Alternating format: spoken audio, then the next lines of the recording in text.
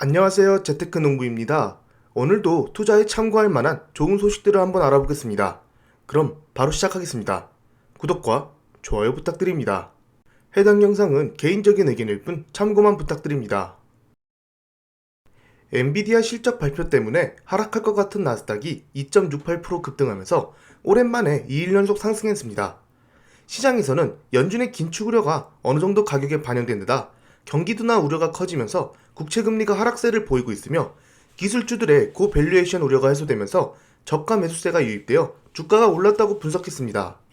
다만 어제 발표된 경제지표는 혼조세를 보였습니다. 미국 1분기 국내 총생산이 전기 대비 1.5% 감소한 것으로 발표됐습니다.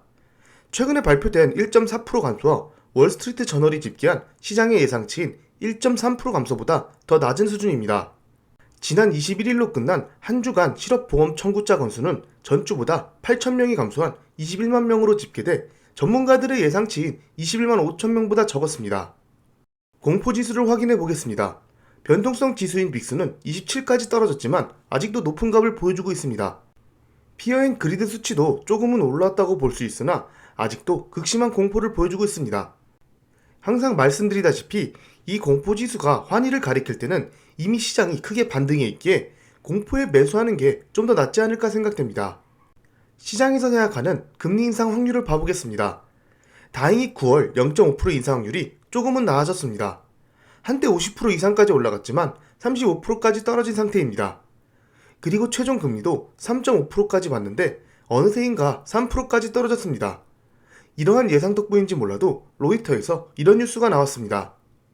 바로 연준이 9월에 일시적으로 긴축 정책을 중지할 수 있다고 뱅크 오브 아메리카가 분석한 뉴스입니다. 뱅크 오브 아메리카는 경기 침체 확률과 인플레이션이 가라앉을 경우 9월에 긴축 정책을 일시적으로 중지할 수 있다고 말했습니다. 이번에 발표된 연준의 회의록을 보면 경기 침체를 발생시키지 않고 실업률을 높이지 않으면서 인플레이션을 줄이는 최선의 방법을 연준이 고민하고 있다고 분석했습니다. 즉, 어느 정도 인플레이션이 안정화되는 모습을 보이면 굳이 긴축 정책을 할 필요가 없다고 본 것이죠. 그렇게만 된다면 주식시장은 더 빨리 반등할 수 있다고 생각합니다. 지금까지의 하락 원인 대부분이 금리 인상 때문이기 때문이죠. 다만 뱅크 오브 아메리카 말고 다른 기관들은 아직도 페드가 더 매파적이라고 분석하는 사람들도 많기에 한쪽 의견만 듣고 매수 버튼을 쉽게 누르는 것은 위험하다고 생각됩니다. 지금 보시는 타겟 주가는 엔비디아의 타겟 주가입니다. 실적 발표 후 여기 보이는 모든 기관들에서 타겟 주가를 낮췄습니다. 다만 타겟 주가를 낮췄어도 대부분 매수 등급을 보여주고 있기에 1년 뒤 목표 주가는 저번보다 나아졌지만 지금 주가가 여전히 매력적이라고 분석한 듯합니다. 그리고 모건 스탠리를 보시면 타겟 주가를 낮추면서 투자 의견은 그대로 이퀄 웨이트를 보고 있습니다.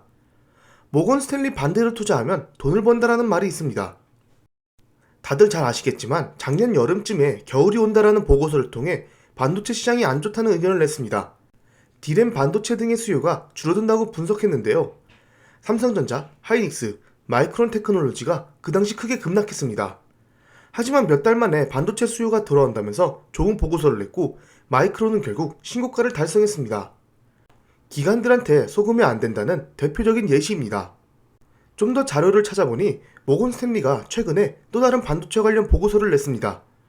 올해 반도체 주식들이 크게 하락하면서 저가 매수의 기회가 만들어지고 있고 주목할 만한 새 업체로 인텔, 삼성전자, TSMC를 추천했습니다. 다만 인텔은 아직 확실하지 않다고 했습니다. 미국과 중국이 기술 패권 다툼에서 서로가 반도체 주권을 내세우는 가운데 세계 파운드리 양강인 한국의 삼성전자와 대만의 TSMC가 전세계 반도체 시장의 미래 10년을 이끌 종목이라고 분석했습니다. 모건 스탠리는 대규모 투자와 그간 사업 운영 우수성 측면에서 삼성전자와 TSMC가 앞으로 10년간 첨단 반도체 파운드리 시장을 지배할 것으로 봤습니다. 수년 안에 클라우드 컴퓨팅과 인공지능, 스마트 차량, 차세대 통신기술 부분의 고성능 컴퓨팅 반도체 칩 수요가 스마트폰 부분 반도체 칩 수요를 따라잡을 수 있다고 분석했습니다. 모건 스탠리는 TSMC와 삼성전자에 대한 12개월 목표 주가를 각각 주당 142달러, 85,000원으로 제시했습니다. 25일 종가로 계산해보면 TSMC와 삼성전자 주가가 앞으로 각각 57%, 28% 상승할 여력이 있다는 얘기입니다. 삼성전자도 정말 대단한 회사인데 코스피에 있다는 점이 조금은 아쉽습니다. 어제 저한테 이런 문자가 왔습니다. 드디어 아마존이 액면 분할을 한다고 합니다. 6월 6일부터 분할되며 특정 기간 동안은 주식 입출고가 제한되니 각 증권사마다 일정을 확인하시는 게 좋을 듯합니다. 현재 아마존은 고점 대비 41% 하락한 상태입니다. 코로나 전고점과 거의 비슷한 수준인데 이번 분할로 다우지수 편입을 노려볼 수 있고 호재로 작용될 확률도 있습니다. 참고로 액면 분할 후 1년 뒤 수익률을 보면 대부분 S&P 상승률보다 더 높았다고 합니다. 구글도 7월 1일에 액면 분할이 예정되어 있습니다.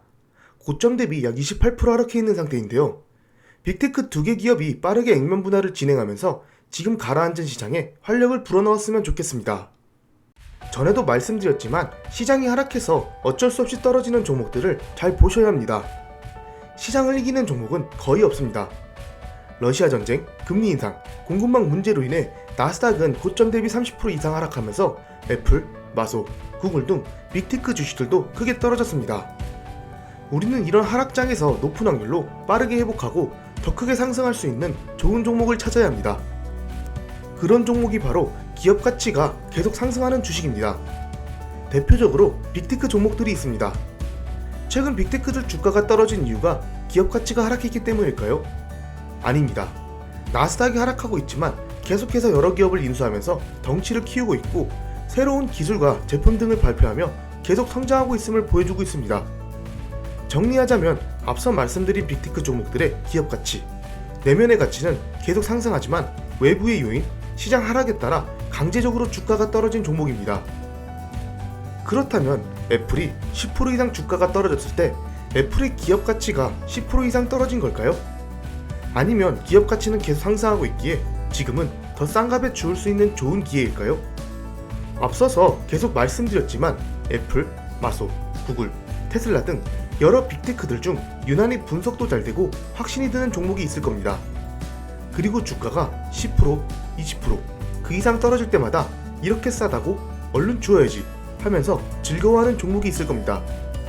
이런 종목이야말로 우리가 하락장에 버틸 수 있는 종목이며 시장을 이겨낼 수 있는 멘탈을 가질 수 있게 하는 종목입니다.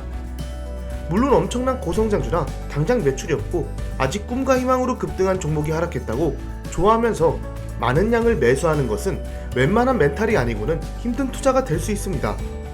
그렇기에 우량하면서도 좋은 실적을 꾸준히 보여주면서 기업 가치가 상승하는 종목을 잘 골라야 합니다. 그 중에서 이번 하락을 통해 어쩔 수 없이 떨어진 종목을 찾는 게 가장 중요해 보입니다. 다음 주 월요일 5월 30일은 미국 시장이 휴장합니다. 메모리얼 데이입니다.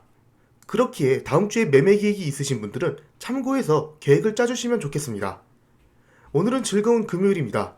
나스닥이 선물을 줄지 기대가 되는 상황입니다. 오늘도 즐거운 하루 보내세요. 감사합니다. 절대 투자 추천 영상이 아닌 개인적인 의견이니 참고만 부탁드립니다. 지금까지 제 영상을 봐주셔서 감사합니다. 구독과 좋아요 부탁드립니다.